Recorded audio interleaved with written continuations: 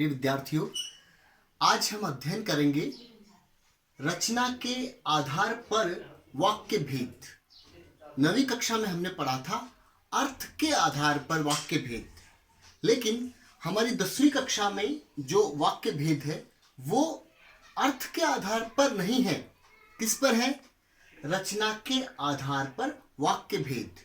रचना का मतलब होता है निर्माण, यानी जब हम वाक्यों का निर्माण करते हैं तो किस प्रकार से किया जाता है और उसके कितने भेद होते हैं। अब देखिए, एकदम सरल तरीके से समझिए आप। 3 प्रकार होते हैं। एक होता है सरल वाक्य, एक होता है संयुक्त वाक्य, एक होता है मिश्र वाक्य। सबसे पहले हम चर्चा करेंगे यहाँ पर सरल वाक्य की।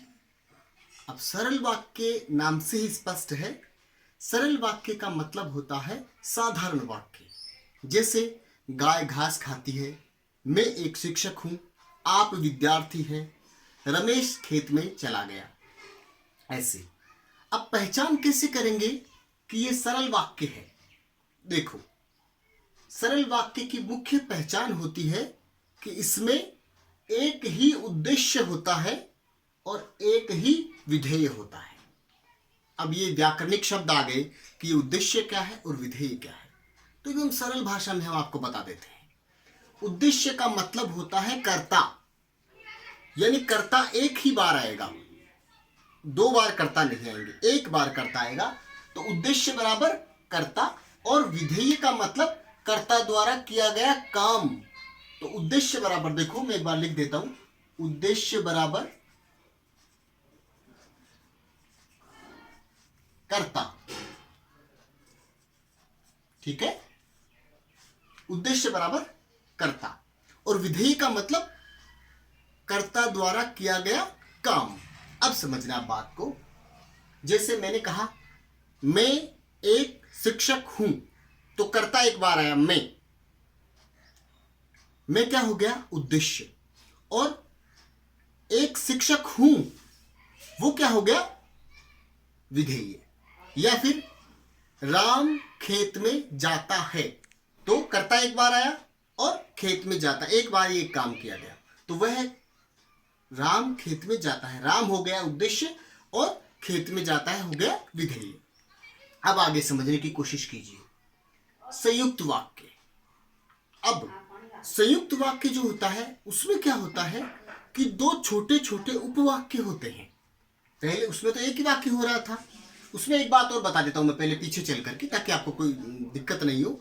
अगर मैं बोलूं राम और श्याम खेत में गए, तो राम और श्याम यहां पर 2 कर्ता मत मान लेना, कर्ता 2 है लेकिन प्रयोग एक बार ही किया गया। देखो, राम और श्याम खेत में जाते हैं, तो सरल वाक्य होगा। लेकिन अगर मैं ऐसे प्रयोग करूं, राम खेत में जाता है और श्याम खेलने जाता है, तब कर्ता का प्रयोग 2 बार हो गया, तब वो सरल वाक्य नहीं रहेगा। अब आते हैं हम संयुक्त वाक्य। देखो, संयुक्त वाक्य, संयुक्त वाक्य इसमें क्या होता है? 2 स्वतंत्र उपवाक्य होते हैं। 2 स्वतंत्र उपवाक्य का मतलब क्या है? छोटे छोटे 2 उपवाक्य होंगे, लेकिन वो स्वतंत्र होंगे। स्वतंत्र का मतलब इसका भी अर्थ निकलेगा, इसका भी अर्थ निकलेगा, ये एक दूसरे पर निर्भर नहीं होते। जैसे मैं पढ़ा रहा हूं, तुम पढ़ रहे हो। देखो, मैं पढ़ा रहा हूं, ये एक पूर्ण वाक्य है, इसका अर्थ निकल रहा है। इसके बाद में मैंने जोड़ दिया और, मैं पढ़ा रहा हूं और तुम पढ़ रहे हो, तो तुम पढ़ रहे हो एक अलग उपवाक्य है।